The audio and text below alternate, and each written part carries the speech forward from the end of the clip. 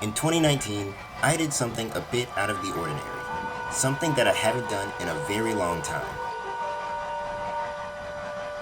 I attended Day Out with Thomas, the celebration of all things Thomas the Tank Engine.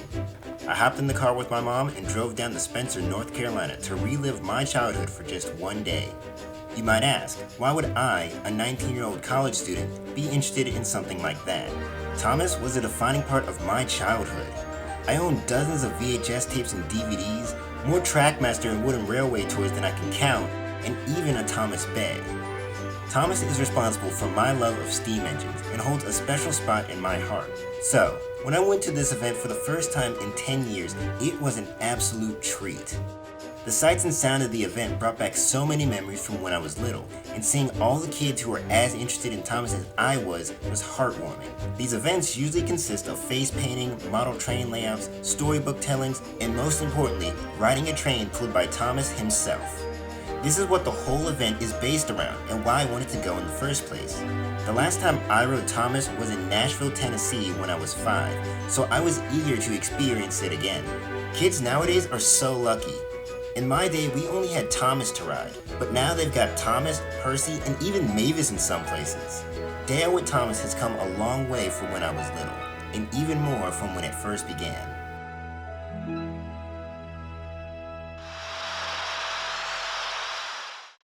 The first event of this kind started on the Nean Valley Railway with an engine named Thomas. This 060 tank engine was built in 1947 by Hudswell Clark for the purpose of transporting wagons of sugar beet to the Petersboro sugar factory. The engine bears a striking resemblance to the famous No. 1 engine with its light blue livery, and Reverend Audrey, author of the Thomas books, thought so too, which is why he gave his blessing to name the engine Thomas. In 1973, after being bought by the Petersboro Railway Society, Thomas was moved to the Nean Valley Railway, where it could be seen pulling various trains.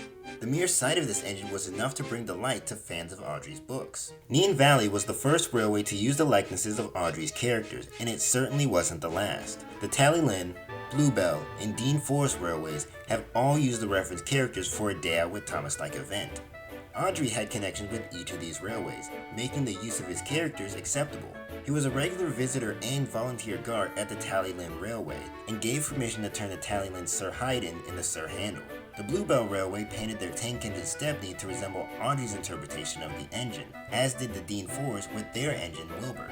Each of these railways saw an increase in popularity when these engines were running, resulting in more funds going into these heritage railways. As the years went on, Thomas became more and more popular, and many railways wanted to capitalize on that. So, in 1990, Britt Allcroft Company ran the Friends of Thomas the Tank Engine event all over the United Kingdom. For a small licensing fee, a railway could decorate its engines to look like one of Thomas's friends. These events were very different from the Day Out with Thomas that we know. Thomas was not required to be present at the event, just an engine from the island of Sodor, and the decoration for the engines were pretty minimal, usually just a face painted on the smoke box. However, one railway took things a step farther.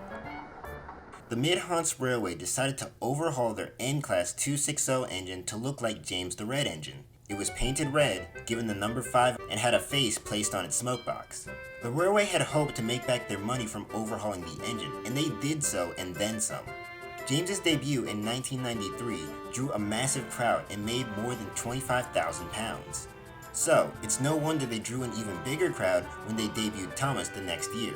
They rebuilt their 060 austerity saddle tank engine to be the most authentic version of Thomas. By the end of the year, the two engines brought in £250,000 and over 100,000 visitors. This event basically defined how Day Out with Thomas would be done in the future, and it was only a matter of time before they came to the United States. In 1996, at the National Railroad Museum, the United States would have its very first Day Out with Thomas. 5 events were held in its first year, each using a small diesel-powered replica of Thomas. The first proper Thomas in the United States belonged to the Strasburg Railroad. In 1998, Strasburg converted their 060 Porter tank engine into Thomas for these events, and to this day it remains the only fully functional steam-operated Thomas locomotive in the United States. In the following years, 6 other Thomas replicas were made for events all across the United States. However, these were merely dummy models and could not move on their own. These models required a diesel locomotive to push them from behind. The highlight of the dummy models was their resemblance to the actual Thomas the Tank Engine. These engines are spot on and bring much delight to any child that sees them. In 2014, Percy joined Thomas at the Strasburg Railroad, and after its debut in Strasburg, it would tour around with Thomas. Another of Thomas's friends would join him at Strasburg in 2019, and to much surprise, it was Mavis the Diesel. For the Halloween event, the Strasburg Spooktacular, Mavis could be seen pulling a train, but shockingly enough, it wasn't a dummy model. Strasburg converted their SRR 8618 switcher diesel to look like Mavis. This makeover was complete with a 3D face, a new coat of paint, and Farquhar Quarry lettering on the side. The history of this event has not always been positive, and a few hiccups have occurred along the way. Several railways dropped out of hosting Day Out with Thomas due to stricter licensing guidelines placed by Hit Entertainment. They also attempted to sue some of the railways for using the likenesses of their characters. Fortunately, they were unsuccessful with their suit, as many railways had received permission from Audrey himself, or the engine in question came before their storybook counterpart. Even still, these incidents garnered some bad press for the company and turned a few fans away from the event.